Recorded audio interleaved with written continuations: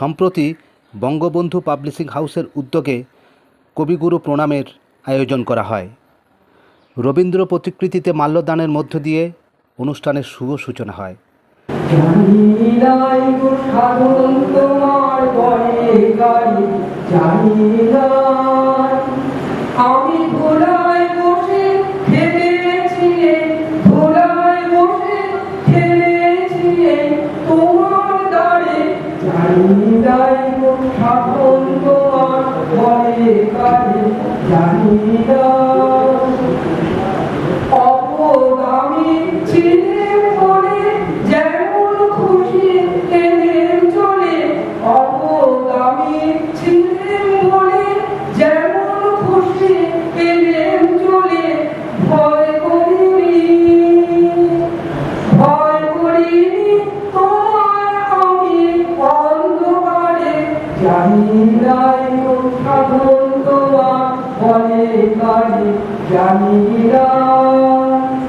তোমার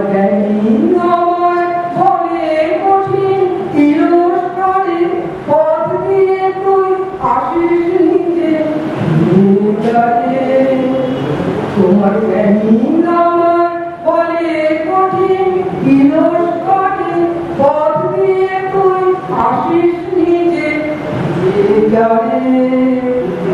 ফেরার পন্থা বন্ধ করে আপনি বাহুর জোরে, ফেরার পন্থা বন্ধ করে আপনি বাহুর জোরে। কেন ওরা আমার মিথ্যা ডাকে বারে বারে জানি না। এই অনুষ্ঠানের সভাপতিত্ব করেন বিশিষ্ট অধ্যাপক ও চলচ্চিত্র শিল্পী ডক্টর শঙ্কর ঘোষ। অন্যান্যদের মধ্যে উপস্থিত ছিলেন ডক্টর চিত্তরঞ্জন মাইতি, ডক্টর বিশ্বজিৎ বালা, ডক্টর অপর্ণা বিশ্বাস, ডক্টর নীল সেনগুপ্ত, ডক্টর ত্রিপর্ণা চট্টোপাধ্যায়, দীপান্বিতা সেন, বংশীবদন চট্টোপাধ্যায় সহ বহু বিশিষ্ট ব্যক্তিবর্গ। আমরা সম্মান প্রদান করছি। সেই রাজধানী কাকাতুয়া যে গান আমরা গাইতাম, সেই রাজধানী কাকাতুয়া গান তার যে এবং আমাদের সম্মান পদ্ধতি আমরা তাকে গ্রহণ করি। ডক্টর চিত্তরঞ্জন মাইতি তার কোনো অ্যাডভোকেট এবং স্বর্ণপদক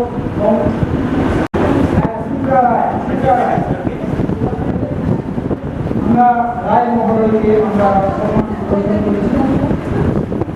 আরও উত্তরীয় মহোদয়কে আমরা বরণ করে নিয়েছি। সুদীর্ঘ পরিশ্রম করে তিনি আমার স্বর্ণপদক সম্মান তাকে আমরা আরো উত্তরীয় করেছেন এবং তার আন্তরিকতা আমাদের পদে পদে মুগ্ধ করে। তাকে আমরা সম্মান আমরা বংশীবদন চট্টোপাধ্যায় করেছেন। আমরা বলিত এমন একটা নিরলস মানুষ আমি 100 লোকের মুখ থেকে শুনেছি যে এমন একজন গল্পকার মানুষ পাওয়া যায়। এদিকে ঘুরে তো আজকে তাকে আমরা সম্মান প্রদর্শন করছি। আচ্ছা, আপনি একদম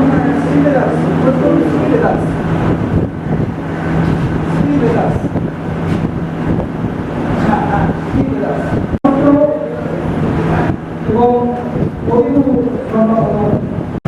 আমরা খুব দুই বাংলার মেলবন্ধন ঘটাবো। আমরা সমস্ত লেখক সাহিত্যিকদেরকে একটা আঙিনায় এনে আমাদের ওই কাঁটাতারের বেড়ার ওধার এরা দুই দিককে একসঙ্গে করে হৃদয়ের মেলবন্ধন ঘটাবো। সেই স্বপ্নটাকে সার্থক করার জন্য আমরা একটু একটু করে এগোতে এগোতে অনেকটা পথ এগিয়েছি।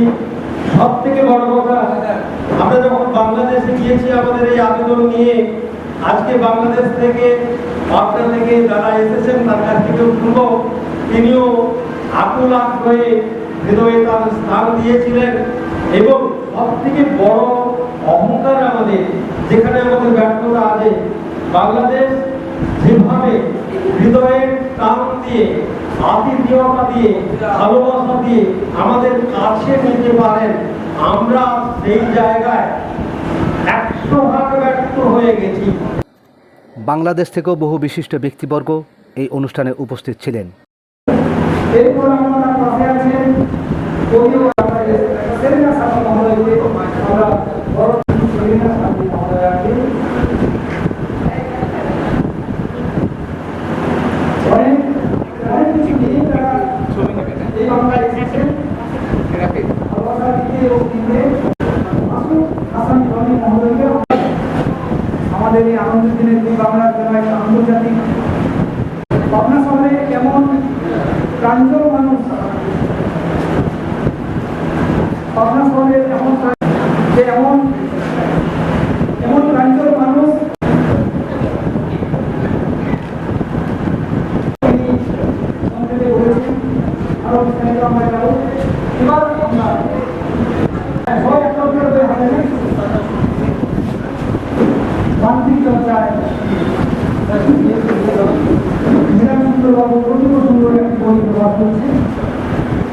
প্রবন্ধে ও প্রশ্নোত্তরে গান্ধী চর্চা, এটি বহু বিতর্কিত বিষয়। সেই নিয়ে মৃণাল কুমার পাত্রের লেখা বই আমি প্রকাশ করছি আপনাদের সবার সামনে।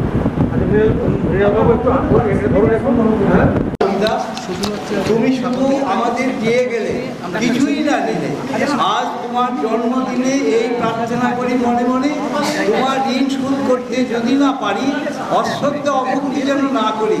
নাম তোমার রবি, থেকো হৃদয় সিংহাসনে, হয়ে চিরকাল নতুন চিরতরুণ কবি। নয়ন সম্মুখে তুমি নাই, তোমার সঙ্গীত, তোমার কবিতা, তোমার অমর সৃষ্টিতে, তাই তোমাকে বারে বারে আজও পাই। ধন্যবাদ। এই বাংলা ভাষা আজকে যে পর্যায়ে পৌঁছচ্ছে, বাংলা ভাষা যেভাবে চর্চিত হচ্ছে, তাতে আমরা কখনো কখনো এখন ঠিকিয়ে বলছি প্রকাশক। কারণ বাংলা ভাষা সত্যি বলতে কি, আমরা যতটা মুখে বলি, যতটা চর্চা করি, ততটা কিন্তু আমরা গভীরে প্রবেশ করি না। বাংলা ভাষা যদি চর্চা জানতে হয়, শিখতে হয়, তাহলে বাংলাদেশে না গেলে তার অনুভূতি বা তার অনুভব করা যায় না। আমি কিছুদিন আগে 21শে বাংলা বইমেলা, 21শে যে জনরোষ বাংলা ভাষাকে নিয়ে সমস্তটাই উপভোগ করে এলাম। সেটা দেখলাম বাংলা ভাষায় তারা যে প্রাণ দিয়েছিলেন বাংলা ভাষার জন্য, বাংলা ভাষাকে কতটা তারা অন্তরের মধ্যে গঠিত করেন, সেটা কিন্তু আমরা সেখানে আগে অনুভব করতে পারি না। আমরা অনেকেই বাংলা ভাষার চর্চা করি।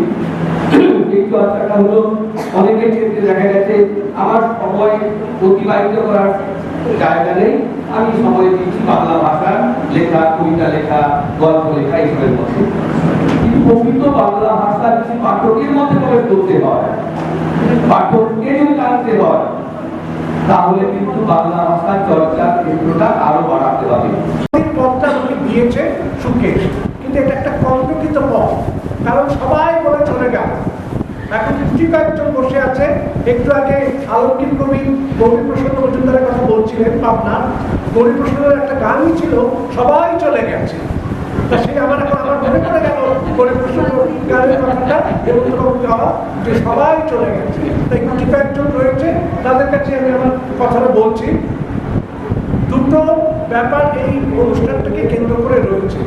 ঠিক 1 বছর আগে অক্ষয় তৃতীয়ার পূর্ণ লগ্নে আমরা এই যাত্রা শুরু করেছিলাম, আর সেই সঙ্গে আমার সুখে সেনকে যোগ করেছে রবীন্দ্রপক্ষ। রবীন্দ্রনাথের জন্মদিনটাকে কেন্দ্র করে রবীন্দ্রপক্ষ। আমি তার সম্পর্কে 2-4 কথা বলবো।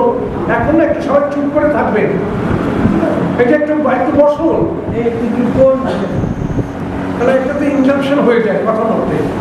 তা এখন আমাদের এই বৈশাখ মাসে শুক্ল তৃতীয়াই হচ্ছে অক্ষয় তৃতীয়া, এবং সেই অক্ষয় তৃতীয়া হিন্দুদের জন্য একটা বিরাট ব্যাপার।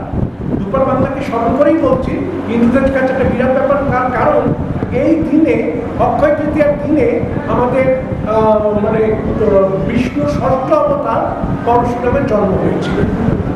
এই দিনে আমাদের দুটো মহাকাব্য ভারতবর্ষে, রামায়ণ এবং মহাভারত, সেই মহাভারতের লেখাটা শুরু হয়েছিল কিন্তু আজকের দিনে, মানে অক্ষয় তৃতীয়ার দিনে।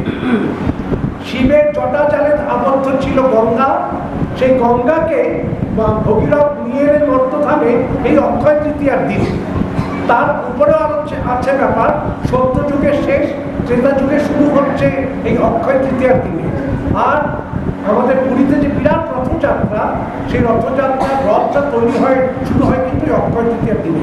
তা এমন একটা ভালো দিনে ও যাত্রা শুরু করেছিল, এবং আমি কামনা করবো শ্রীরামকৃষ্ণের কাছে ওর এই উত্তরোত্তর শ্রীবৃদ্ধি করতে থাকুক সুকেশে এবং বঙ্গবন্ধু পাবলিশার্সে।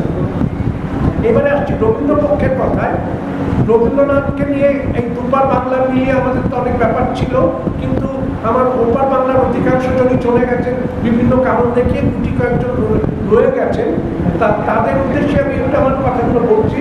রবীন্দ্রনাথ হচ্ছেন আমাদের সাহিত্যের জগতে একটা কি বলবো সব্যসাচী পুরুষ। সাহিত্যের এমন কোনো বিভাগ নেই যেখানে তার প্রতিভার পরিচয় পড়েনি। সেটা ছোট গল্প আছে, গান আছে, কবিতা আছে, নাটক, গীতিনাট্য, নৃত্যনাট্য থেকে শুরু করে স্মৃতিকথা, সব কিছুর মধ্যে রবীন্দ্রনাথ তার প্রতিভাকে ছড়িয়ে রেখে দিয়ে গেছেন। কিন্তু সবার উপরে রয়েছে তার গান। সেই গানগুলো নিয়ে গীতাঞ্জলি ইংরেজি অনুবাদ বেরোলো 1913 সালে। সেই তিনি নোবেল পুরস্কার পেলেন, সাহিত্যের সবচেয়ে বড় পুরস্কার নোবেল পুরস্কার পেলেন 1913 সালে। কিন্তু অনেকের ধারণা যে গীতাঞ্জলির গানগুলি হচ্ছে ইংরেজিতে অনুদিত হয়েছে, তা কিন্তু নয়। পাশাপাশি গীতিমাল্য, খেয়া, কল্পনা, শিশু অনেকগুলো কাব্যগ্রন্থ থেকে কিন্তু কবিতা বেছে বেছে নিয়ে এই সং অফারিংসের মধ্যে ঢোকানো হয়েছে। আর একটি নাটক থেকে, রবীন্দ্রনাথের একটি নাটক থেকে সং অফারিংসের মধ্যে ঢুকেছে, সেই নাটকটা হচ্ছে অচলায়তন। কন্যাটার নাম হৃদয় রাজা, শব্দগ্রন্থ ছন্দে কথা বাণী। ভোরের আগে দুচোখ মেলে যেই তোমার সুরের জাদুর ছোঁয়া প্রাণে আসে সেই। সারাটা দিন ব্যস্ত কাজের মাঝে তোমার বাণী গুনগুনিয়ে বুকের ভেতর বাজে। দিনের শেষে ক্লান্ত দেহ মন তোমার গানের ঝর্ণা ধারায় মুক্তি খোঁজার ফল। দুঃখ আঘাত যতই আসুক ঘিরে তোমার বাঁশির মধুর টানে নিজেকে পাই ফিরে। কবিগুরু রবীন্দ্রনাথ ঠাকুর জন্মান্তর করেছে। আমি ছেড়ে দিতে রাজি আছি সুসভ্যতার আলো। আমি চাই না হতে নববঙ্গে নবযুগের চাল। আমি নাইবা গেলাম বিলাত, নাইবা গেলাম রাজার বিলাত। যদি বড় জন্মে পারে হতে ব্রজের রাখাল বাঁধো, তবে নিবিয়ে দেব নিজের ঘরে সুসভ্যতার আলো। যারা নিত্যকে বন্ধ ফেরু চড়ায় বংশী বটের তলে, যারা গুঞ্জা ফুলের মালা গেঁথে পরে পড়ায় বলে, যারা বৃন্দাবনের বনে সদাই শ্যামের কাশি শোনে, যারা যমুনাতে ঝাঁপিয়ে পড়ে শীতল কালো জলে, যারা নিত্যকে বন্ধ ফেরু চড়ায় বংশী বটের তলে। ওরে বিহান হলো জাগরে ভাই রানী পরশ পড়ে, ওরে ওই যে দধিমন্ত্র ধ্বনি উঠল ঘরে ঘরে। হ্যালো মাটির পথে গেল চলে নীল গভু গেল, হ্যালো আমি হাতে ব্রজের বধূ দগ্ধ দগ্ধ করে। ওরে বিহান হলো জাগরে ভাই ডাকে পরশ পড়ে। ওরে সামনে মেঘের ছায়া পড়ে কালো কমাল মূলে, ওরে এবার ওবার আধার হলো কালী দেরি করলে। ঘাটে দোকান করা জড়ে কাপে ফেরা করি পরে, হ্যালো কুঞ্চুরে নাচি ময়ূর কলা ফ্যান তুলে।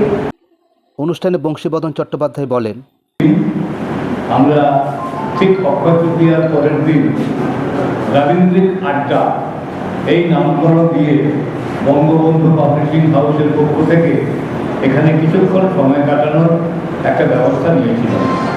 আমার একেবারে বাঁদিকে যে প্রকাশক বসে আছেন, উনি আমাদের বই পড়ার বিশিষ্ট প্রকাশক, আনন্দ প্রকাশক। নিজে আনন্দে থাকেন, ভালো ভালো বই প্রকাশ করেন।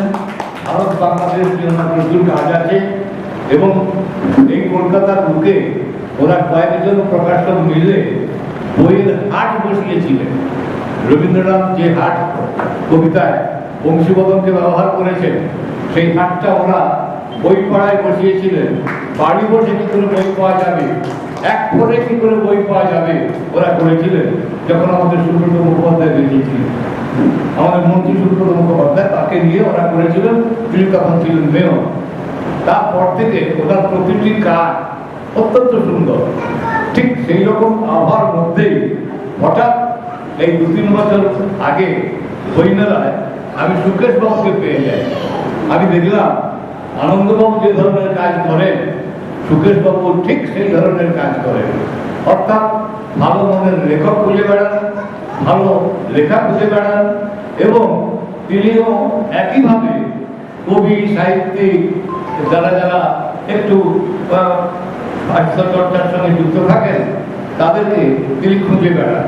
ঠিক তার সেই খোঁজার মধ্যেই তিনি পেয়েছেন আমাদের ডক্টর নীল সেনগুপ্তকে, যিনি এখন আমাদের বেঙ্গল চ্যাম্পিয়ন মানুষ হিসেবে তার একটা বিরাট নাম হয়েছে। বঙ্গবন্ধু পাবলিশিং হাউসের কর্ণধার ডক্টর সুকেশ মণ্ডল জানান, মূলত কবিগুরুর প্রতি শ্রদ্ধা জানানো, সম্মান জানানো, প্রণাম জানানো, এটা একটা দিক। যেহেতু বাংলাদেশ থেকে আমরা অনেক অতিথি পেয়েছি, তাই আন্তর্জাতিক ক্ষেত্রে দুই বাংলায় কবিগুরুর যে পদচারণা, সেটা একটা আলোচ্য বিষয়। তৃতীয়ত, পাবলিশিং হাউস এবং লেখক লেখিকা এই মত বিনিময়, গ্রাম বাংলার বহু পিছিয়ে থাকা লেখক কীভাবে তারা প্রকাশনার জায়গায় আসতে পারে, আবার প্রকাশনা বিভাগ এই প্রত্যন্ত গ্রাম বাংলার লেখক লেখিকা তাদের পাশে দাঁড়াতে পারে, সাহায্য সহযোগিতা করতে পারে।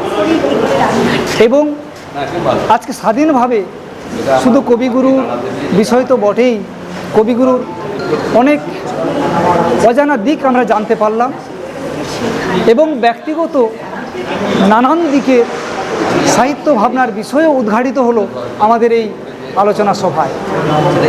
তো আজকে যারা আমাদের এই আহ্বানে সাড়া দিয়ে বর্ণপরিচয় বিল্ডিংয়ে বঙ্গবন্ধু পাবলিশিং হাউসের আহ্বানে সবাই এসছেন, এবং আরও সবথেকে ভালো লাগছে বর্ণপরিচয় বিল্ডিংয়ের যত পাবলিশার্স আছে তারা সবাই কিন্তু সহযোগিতা করেছেন, এসেছেন, এবং তাদেরকেও আমি ধন্যবাদ জানাই যে গ্রাম বাংলার লেখকদের পাশে তারা সুদীর্ঘকাল যে সেবা দিয়েছেন, এই জন্য আমি কৃতজ্ঞতা জানাই।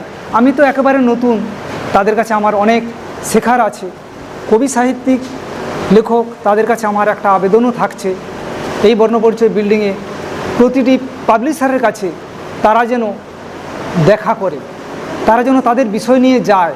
কেন কি সব পাবলিশিং হাউস সব কাজ করে না, কেউ নাটকের কাজ করে, কেউ গল্পের কাজ করে, কেউ উপন্যাসের কাজ করে, কেউ শিক্ষামূলক বইয়ের কাজ করে। তো এরকম আমরা আমাদের প্রয়োজন মেটানোর কাজটা করতে পারি এই সাহিত্য সভার মধ্য দিয়ে। এই বর্ণপরিচয় বিল্ডিংয়ের যে অফিস ঘর, ছোট্ট পরিসর, এখানে আমরা 50, 60, 70, 80 জন আমরা সাহিত্য সভা যেন প্রতি মাসে একটা করে করতে পারি, তাহলে লেখক এবং পাবলিশিং এ দুটো মুখোমুখি হওয়ার খুব একটা সুযোগ পায়।